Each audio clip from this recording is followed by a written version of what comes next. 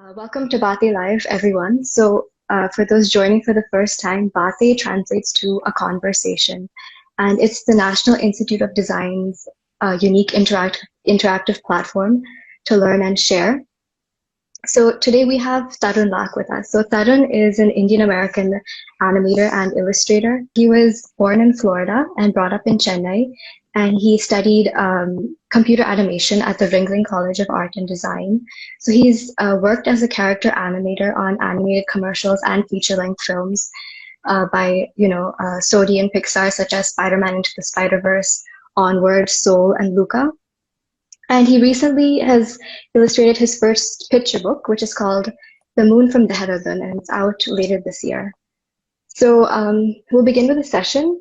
I'd like to start off with your education. So what was your animation education like? And were there any, ideas and processes you were exposed to in school that kind of still influence you today? Yeah, so thank you for the intro. Like you said, I went to Ringling College and to study computer animation.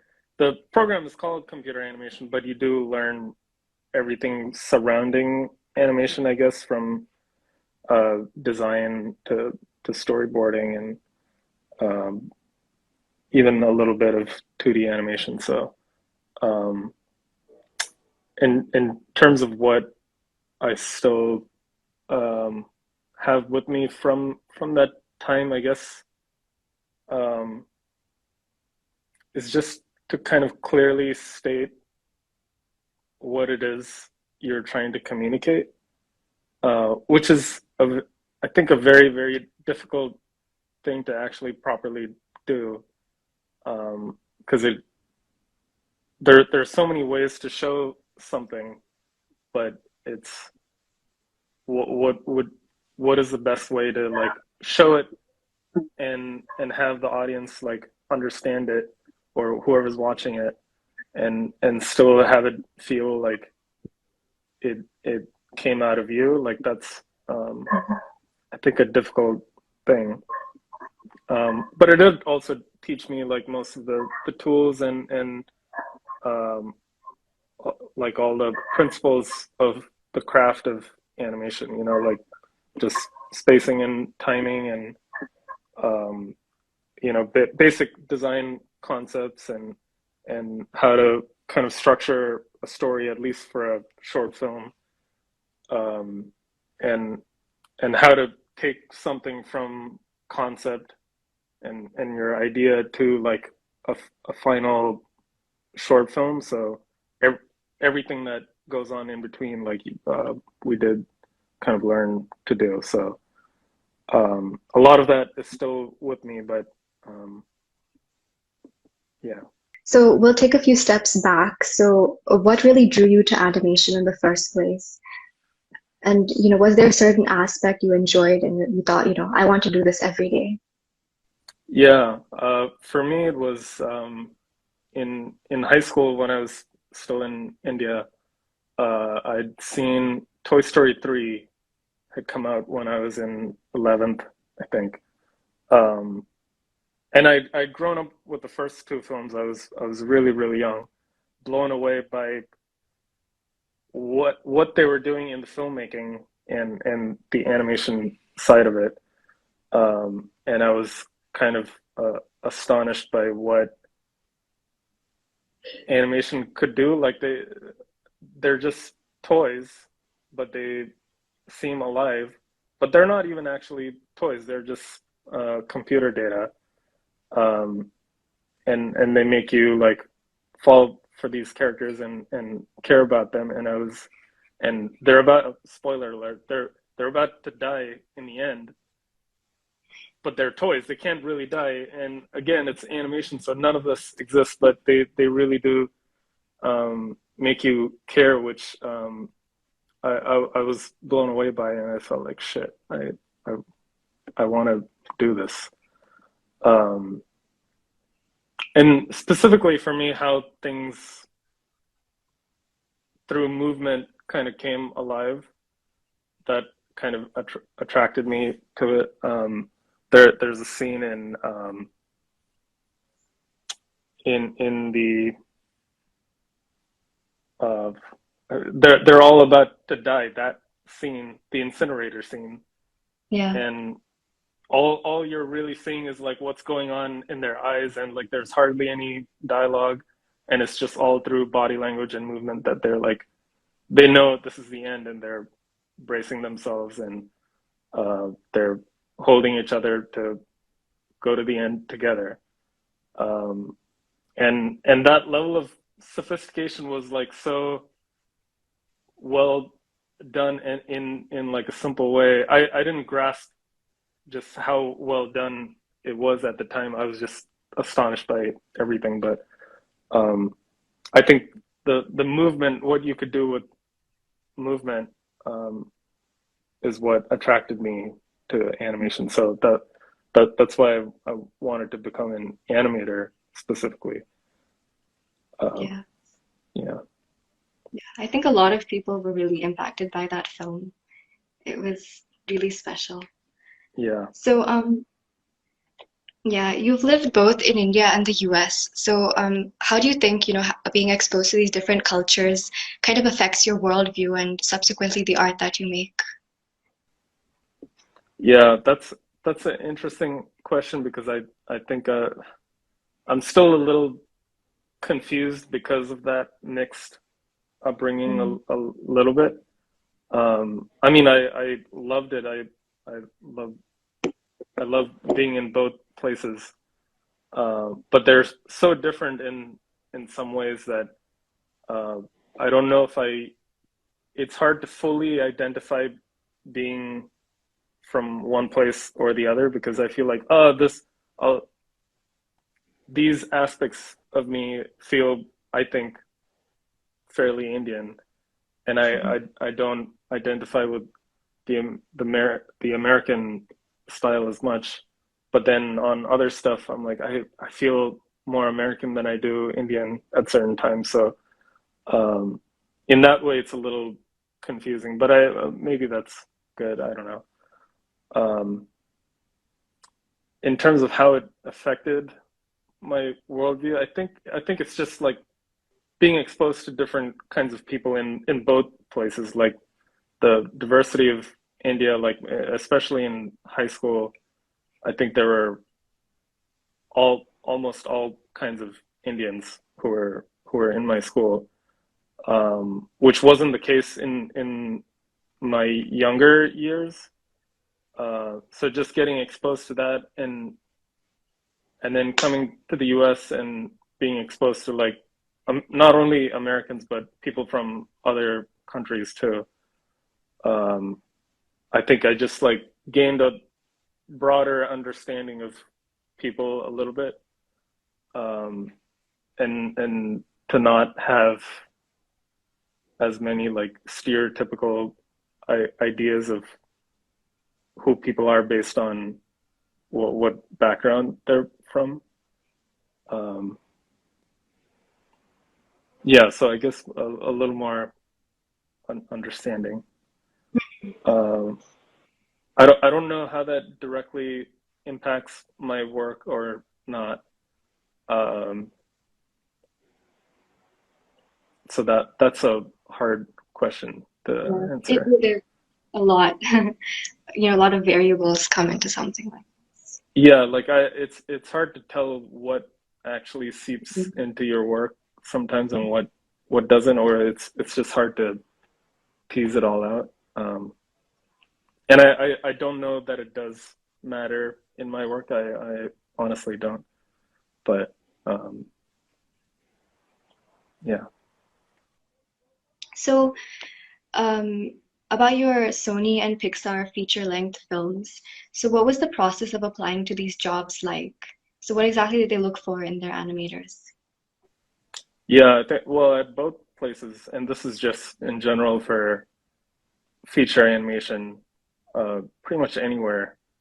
I think is like performance is kind of the key. You're basically, I mean, you have the voice actors that voice these characters, but then visually, all all the performance is coming from the animators. So um, that is like the job is kind of to be like a puppeteer slash actor in that way. So that is kind of what most places look for in your reel. And there might be like some differences between studios and what they look for within that, but I think generally it is performance. Like they just want to see like a personality on screen who's alive, um, and can like change emotion or like can move believably with weight and physics and marrying that with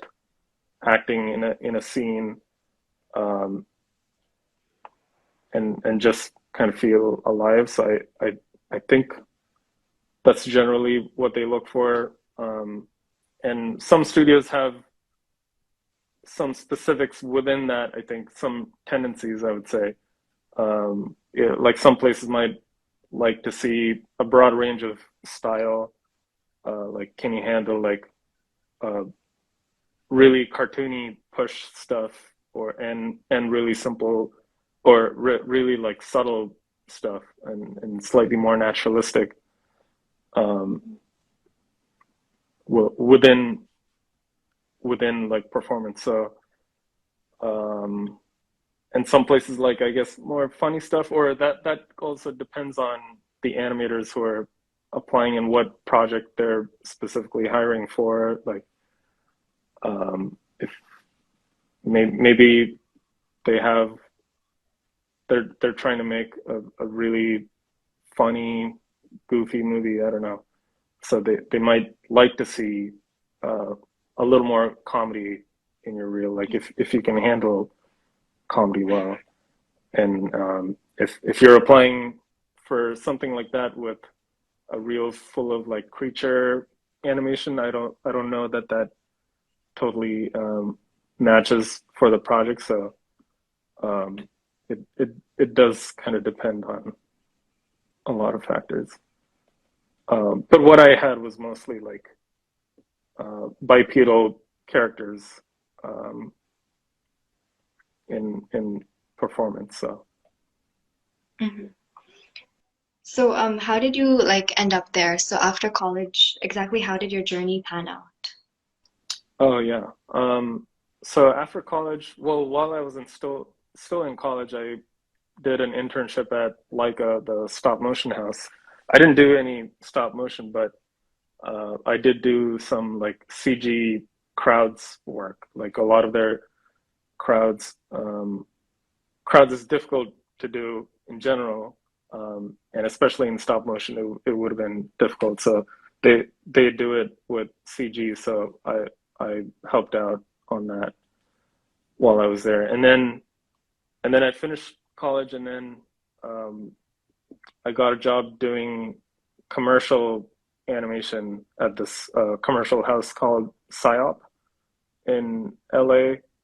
Um, and that was great experience because like commercials, they're fairly short projects with a short um, like time that you would work on it. So I would basically change projects like every 2 to 4 weeks. I would be on a new one with a new director with a new client. Um, Not that I directly interacted with the clients, but just the practice that came with animating different stuff at a relatively fast rate, I think got me a little efficient, and I learned how to handle like notes better and turn it around quickly, and just also make my like workflow kind of efficient to be able to do those things effectively without killing myself. Um, so I did that for a while, and while I was doing that, I still worked on some personal pieces because I still wanted to go into feature animation at some point. So I would try to do like my own assignments in a way that were performance based. That I I thought uh, that's what those studios were looking for. So I did a few of those, and then after like about a year maybe, or a little less than a year, um, Sony Sony was kind of hiring for multiple films, so it the timing kind of worked out where they were interested, and I was interviewed for a couple films, and uh, Spider-Verse ended up being the one who took me on, and the one that I was most interested in. At the time, we didn't nothing was public about it yet. Like you didn't know what the style was, or who was involved, or like any images at all. But the idea of like an animated Spider-Man was interesting to me. Like I grew up with the Tobey Maguire Spider-Man films, like a lot of us did. So I thought, oh man, that would be exciting, and I think animation would fit well for uh, superhero films. You know, I think you could do more in animation with that. So anyway, that's how I kind of ended up there. So you started with Sony and then went to Pixar. So what was it like Yeah, working in those? yeah. At Sony, I love my time at Sony. Um, it can be a mixed bag for some people, but that film particularly ended up, thankfully and surprisingly also a little bit, that it became so successful. But we just also had a blast making it, but it was like really incredibly difficult. Like a lot of us were also new to the studio who were working on it, so we're getting adjusted to the studio, the place. We were all in. Most of us were in Vancouver, Canada, um, but we had this like floor of a building to ourselves. So um, we just kind of made it our own, and um, you know the struggle of trying to animate in this very specific style with like these specific characters that demanded a level of acting that I don't know that a lot of us knew how sophisticated they were going for. Oh, the idea that they were going for was so um, it made it challenging, but it was also like really fun, and I honestly think that was more like my second schooling, because I think I learned a lot over there that I still have with me, that I still try to apply in my work. Um, yeah, and made a lot of friends, you know. And then coming to Pixar, that was a little bit more of a surprise. I didn't exactly like um, necessarily apply for it, so it was more. I worked on Spider Verse, and then um, right after that, I was working on Angry Birds 2, and then during that time, Spider Verse came out, and you know it was really successful, which was awesome. Um, and then I started sharing my work a little bit online from it. So I think from that, Pixar kind of got interested. So they asked if I was interested in coming down here, um, and the timing I think worked out great, because I think I was just wrapping up on Angry Birds 2 at the time. So and they were looking for someone to start like a few weeks after that, or around that time, and it all worked out that I could I could come here. So a lot of luck and timing, like definitely a lot of luck I think involved. Um, so then I moved down here and started working on Onward. Ah, it's great. So, I have a question about like maintaining your individuality or individual identity. Is that something that you need to keep in mind? Like, is that something you strive for when working in these big projects, with lots of stakeholders? Yeah, yeah, that's a that's an interesting one because I try not to be too conscious of that, I think. Like because you're part of a bigger project, it's much bigger than you and there are so many people involved. Uh, Mm. it kind of makes it a little easier that okay, like you're just a small part of this and there's not a whole lot that's dependent on you, although you do have to do your part of the job well because it needs to fit into this caliber, whatever it is they're trying to make. Um, so the individual side of it, I think that comes more into like, okay, what ideas are you trying to put into the actual work itself?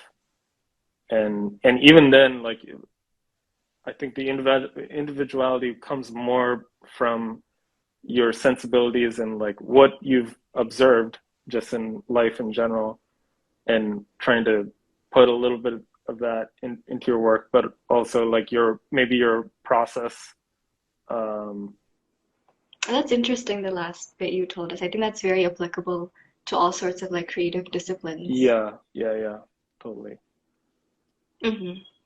So, you also make these little like vignettes in your spare time about your life back in India. So, if you guys have seen on his Instagram, they're like, you know, the grandparents and little children, and they're, outside playing in these very Indian environments.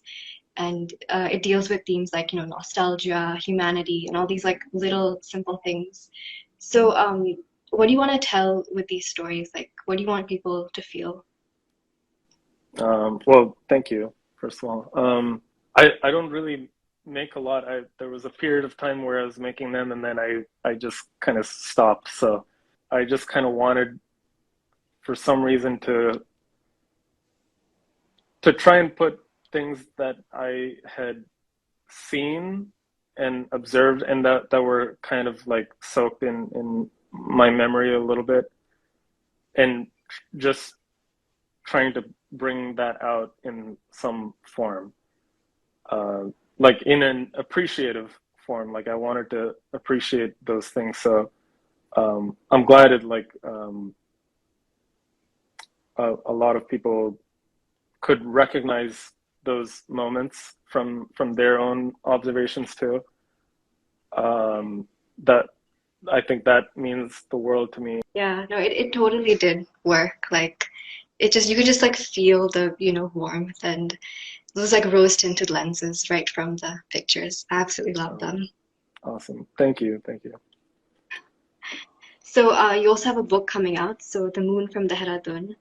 So it's a book by Shirin Shamsi, and you illustrated it. So what drew you to this story in particular?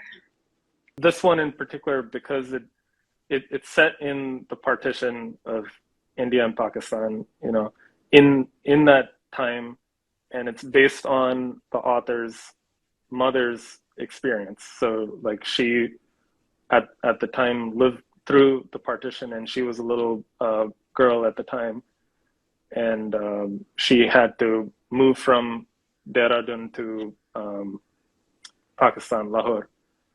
Um, and you know that's such a important moment in our country's history in the subcontinent and just in Asia in general.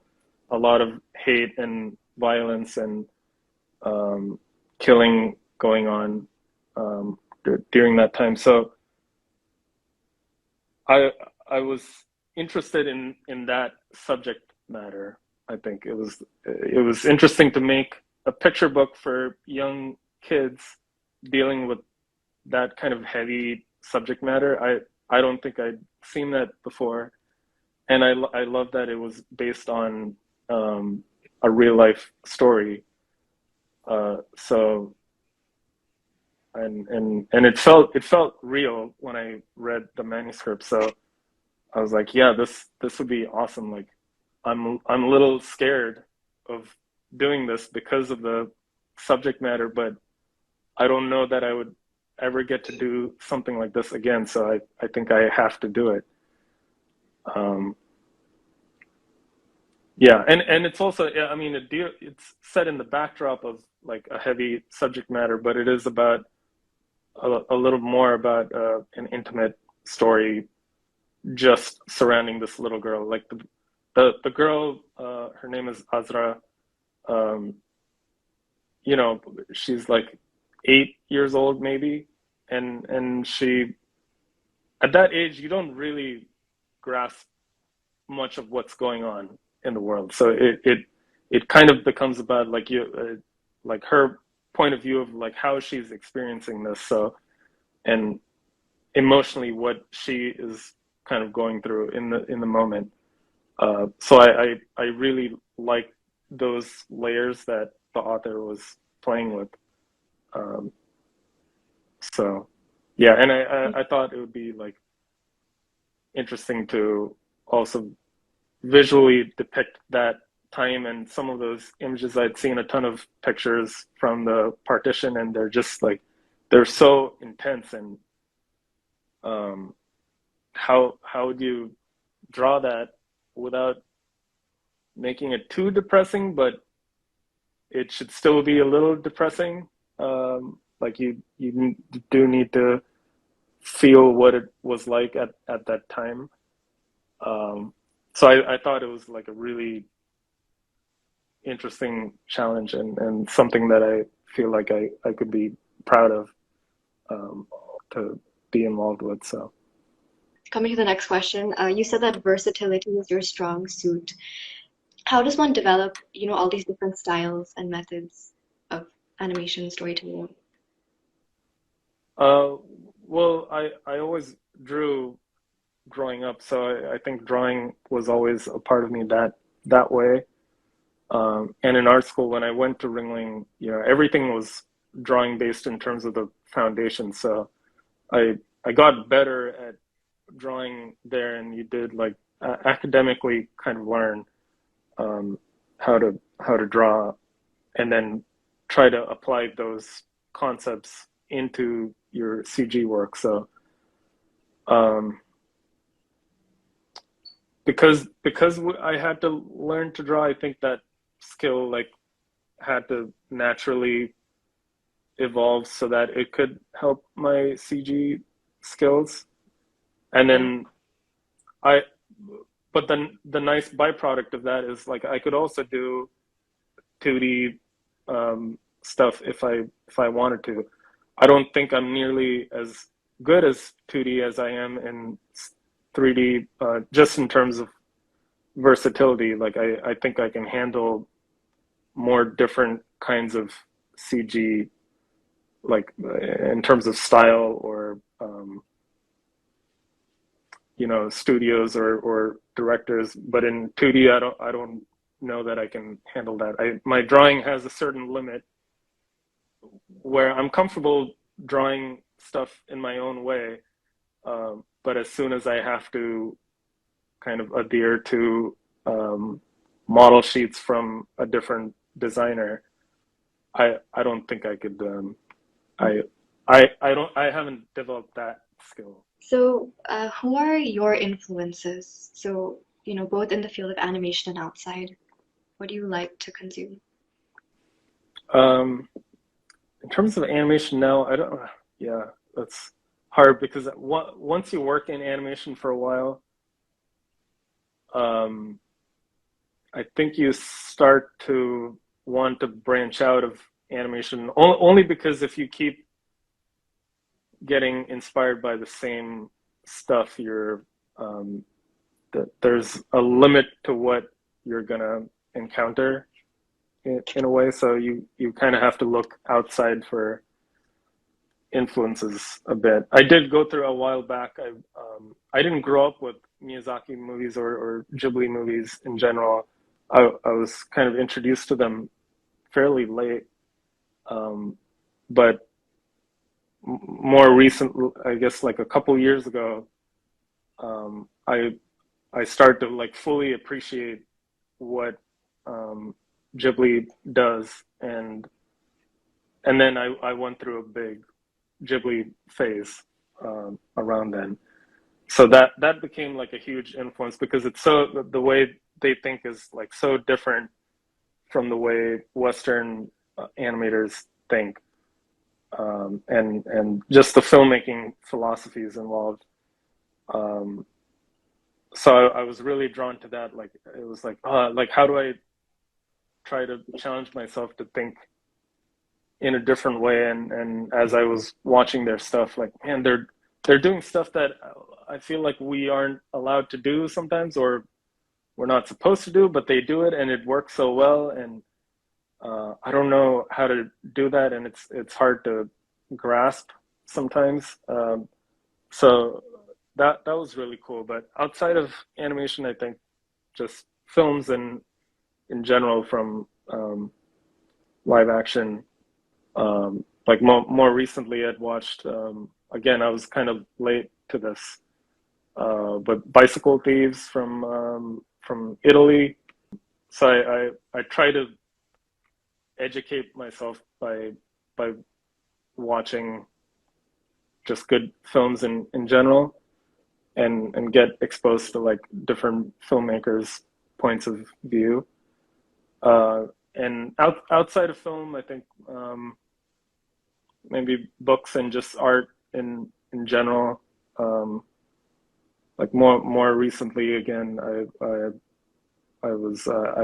kind of got into Tagore's work, his short stories and a couple of his novels, and I was amazed. I mean, I always knew about him and the impact he had uh, in India and Bengal, uh, but to actually like really sit down and read his work was super interesting. Like again, the way he thinks and like what he's observed through his life, he's putting it down on the page in such like a raw form that that was like really refreshing for me, and like very inspiring. I was like, damn, like you I can't write, so I'm even more blown away by how someone can take things that I might try to like picture instead, but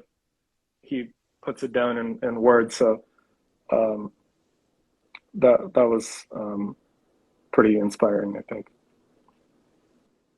Yeah, for sure. Um, what are some like opposing forces that you may have encountered in your creative journey, and how did you overcome them, or how are you overcoming them? Um, yeah, that's kind of almost a little bit of a necessity in a way to push yourself. I think the first real one I encountered was really in high school, trying to um, convince my family to study animation. Like though, I think that's something a lot of Indians can maybe relate to. Um, uh, Eventually, now they supported me, and I'm so thankful. But at the time, it was difficult. Um, because it's. I mean, I understand. Like it is a dicey move to make. So that was interesting. But I think that um, solidified in my own mind, like, yeah, I do actually really, really want to do this for a living. Like, I wasn't just like, oh, the animation's interesting. I could maybe play around with that. Instead, it felt more like, no, I actually have to do this. Just forced with that decision, like in the opposition, I guess.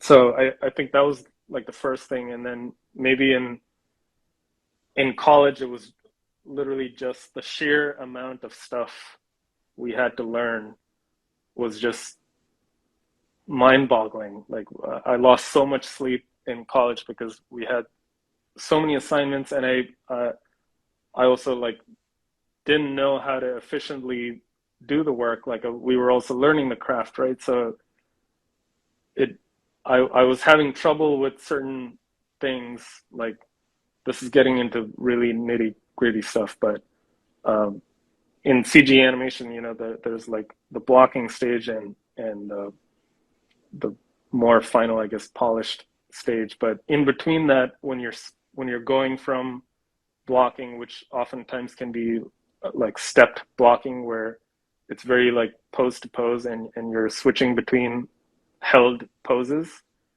So going from that form into the more movement driven polish, like, okay, now that you have these poses, how do you string them up like on ones in 24 frames per second, um, have them believably move? And it was so many controls. Like, these characters have thousands of controls, so it's just, how do you wrangle this to make any sense of it? That itself was like a huge challenge that took a while to figure out. Um, I wouldn't say that's necessarily a creative problem, but that is like a technical problem that's standing in the way of your creativity.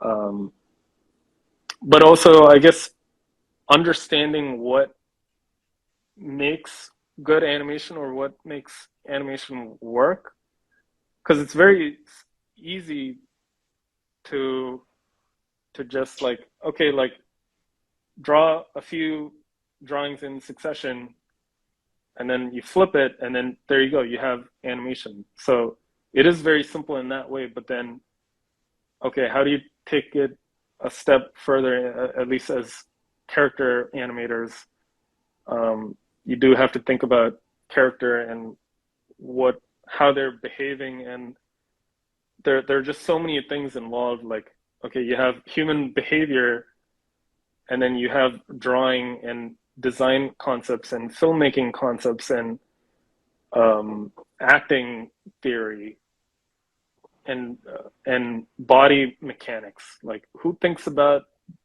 body mechanics and selling weight? And you have to marry all these things together to make character animation.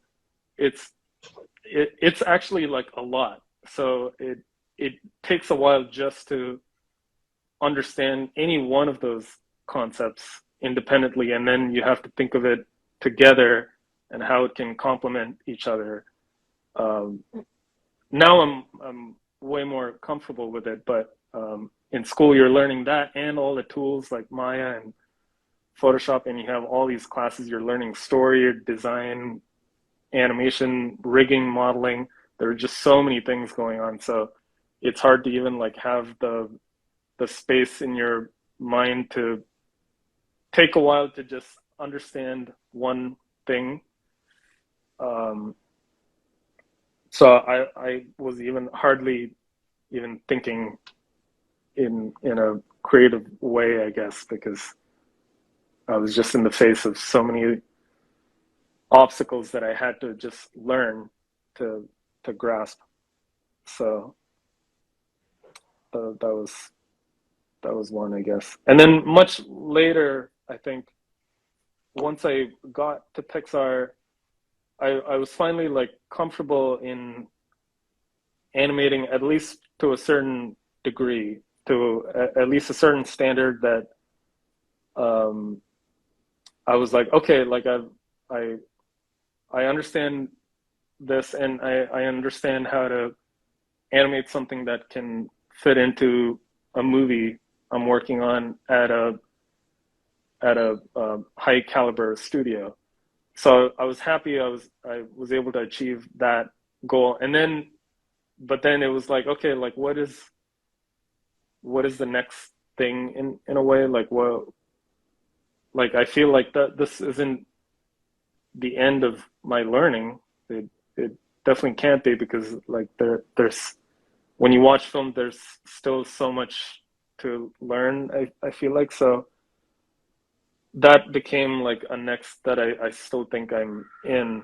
And how do you take something from your own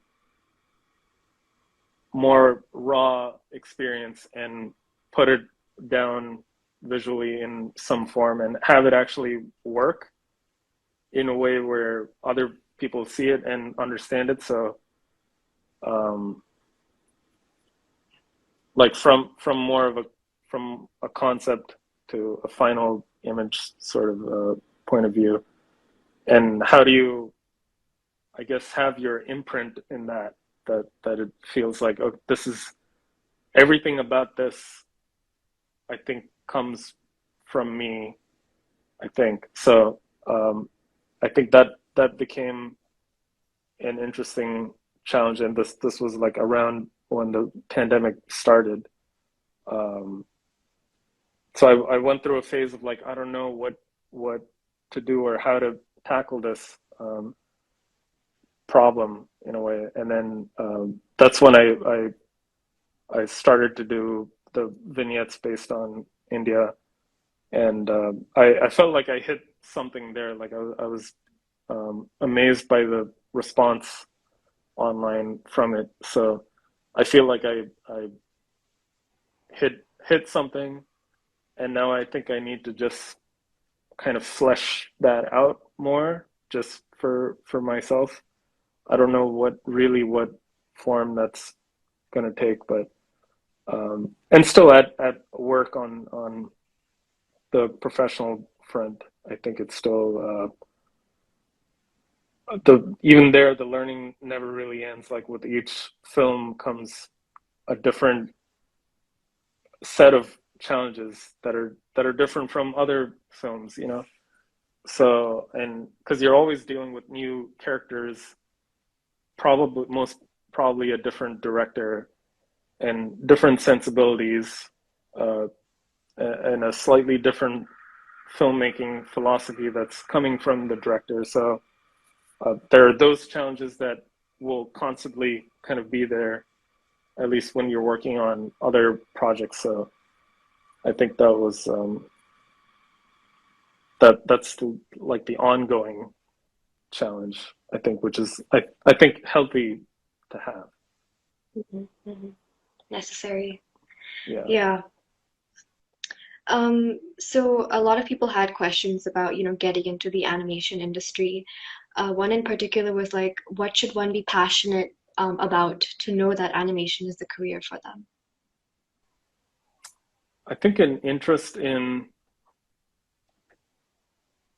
people, like that might seem like really general, and I think you can go into certain other professions if you're just interested in people and kind of just human behavior, or just trying to understand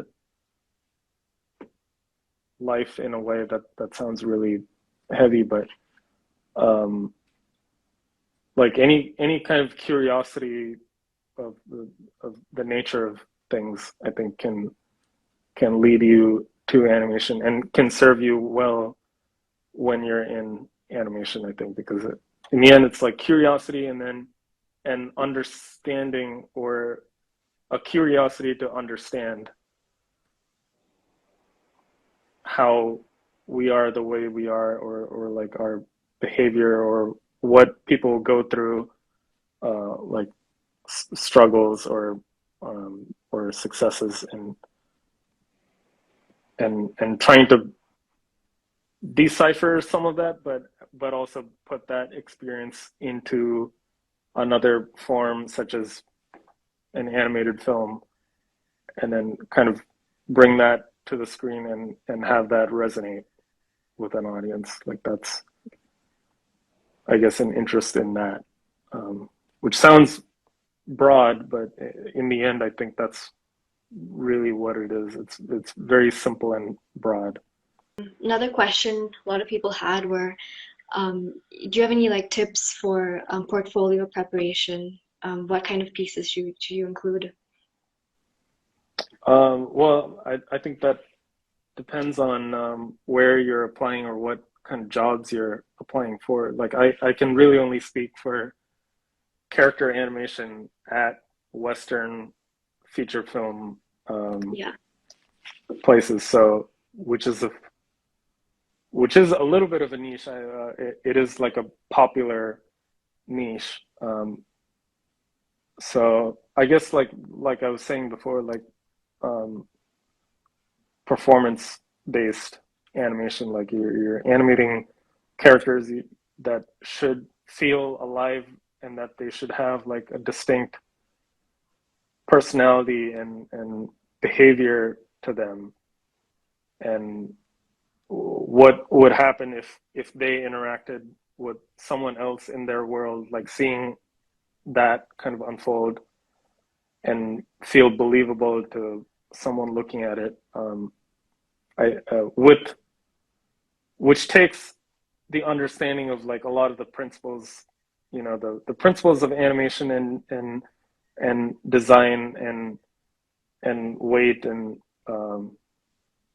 all these things that you learn to become an animator, marrying all that to become invisible and just become like an invisible part of the performance. Like you need those things to craft the performance, but in the end, like the performance is the one that needs to kind of stand on its own, with all these elements kind of supporting it. So if you have that in your work, I think you're good to go, at least in feature films. All right.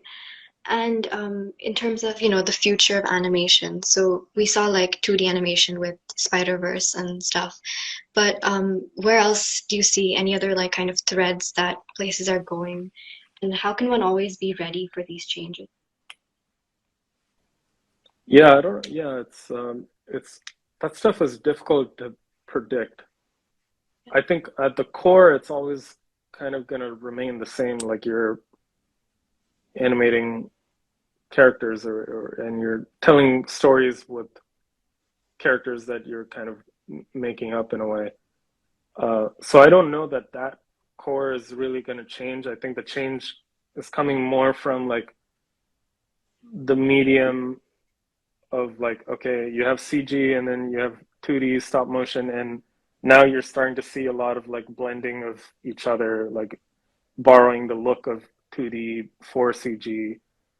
Um, so it's coming more from that, and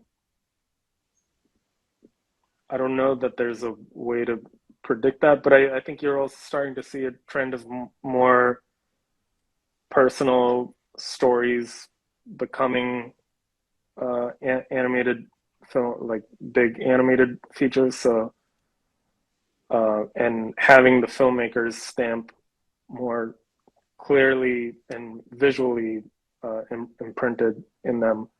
So I think it's coming more from that. Um, and I guess another thing that is changing is like, streaming is becoming a huge part, more than probably more than theaters in the future. So, but that doesn't really change our day-to-day job in a way. Like when you're working on a, a film or a show or a short, I don't know that really changes. It's more like the platform and the marketing. Um, and how do you stay ready? Yeah, that's a hard question. I don't know.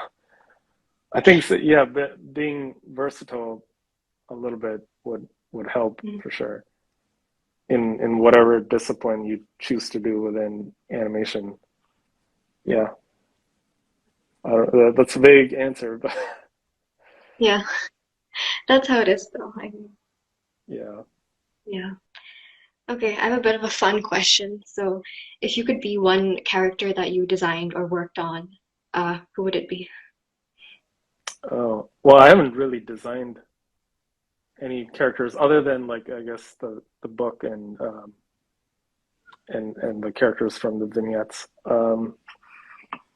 But stuff that I worked on from, if I could be like, is this like I want to be Yeah, this it's character? completely open. Anything you feel connected to. Interesting.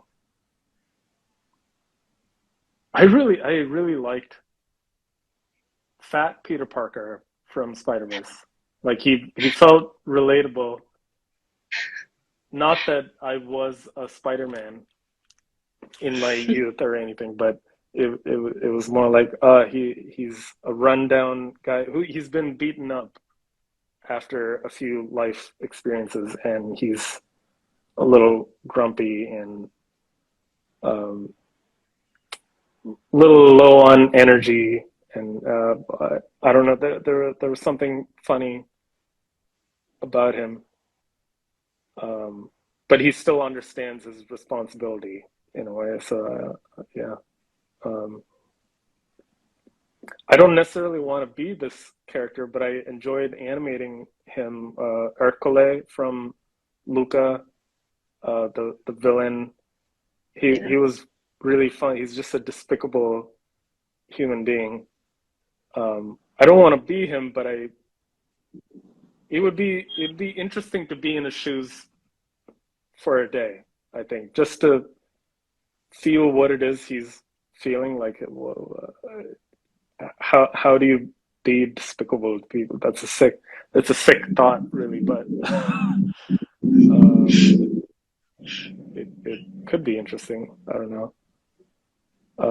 Alberto could be cool. Like I wish I was as adventurous as him, and being able to like shut down anything that stands in your way. Um, yeah. Oh, that's great. There's one audience question. So, when talking about Ghibli movies, you said that you were talking about the differences between what's allowed and what's not allowed in like Western animation versus Ghibli. So people want a little bit elaboration on that, maybe an example. Well, yeah.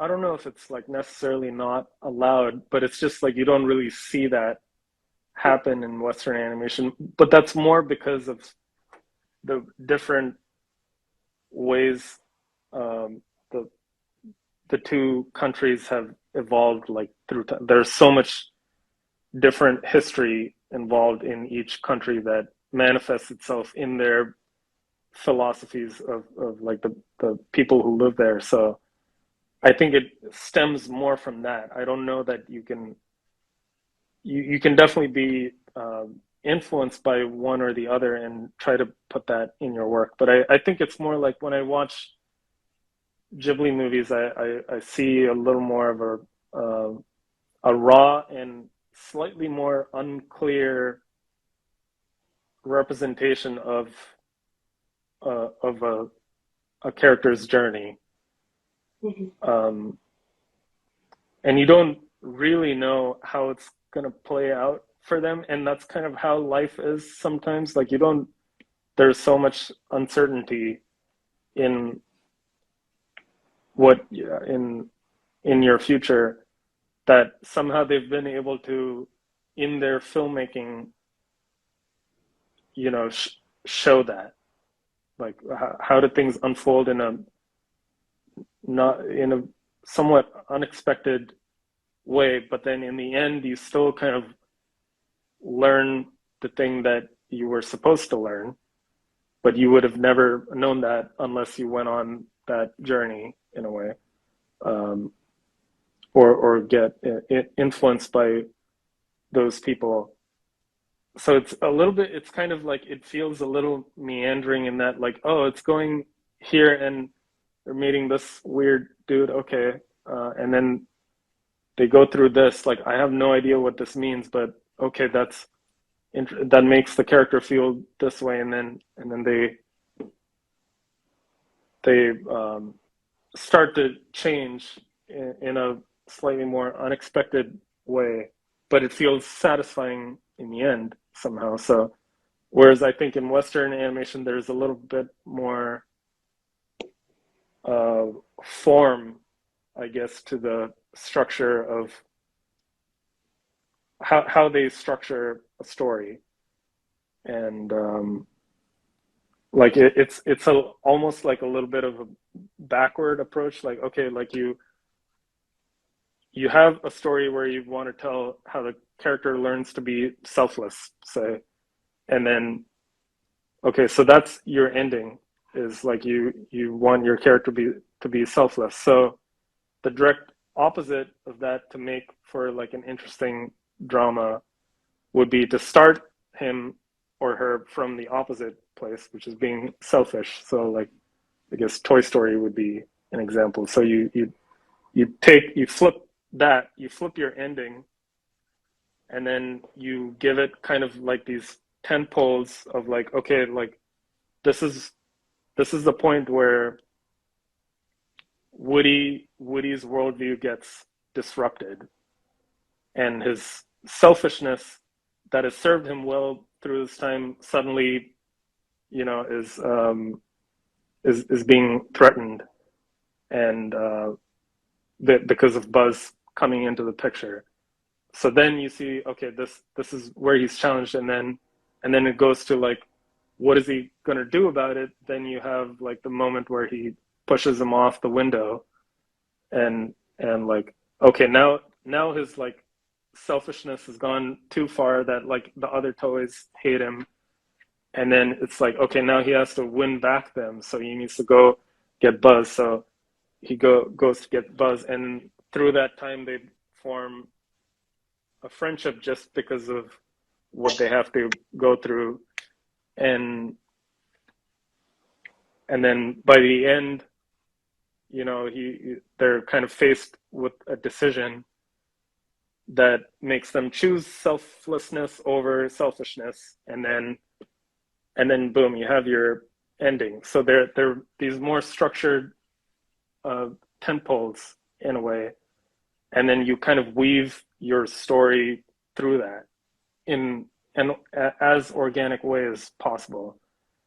And I don't know that I necessarily see a similar kind of structure in, say, Ghibli films. So, like there's a little bit more clarity and simplification in the American way of handling it, where, okay, like you have a certain type of character, let them let them come into conflict with another character who's opposing in their worldview or what they represent in the world. So it's a little bit more like that, and that even comes down to like the specifics of animation, like how you kind of bring to life a character. Like oftentimes I also in my day-to-day job, I'll think backward, like, okay, like this is what the shot's about, this is what needs to come across, so I'm going to take where the character needs to go and then kind of work backward and set up these like, okay, because it needs to go there, I'm going to end the shot before this is what's happening, so I'm going to use this idea to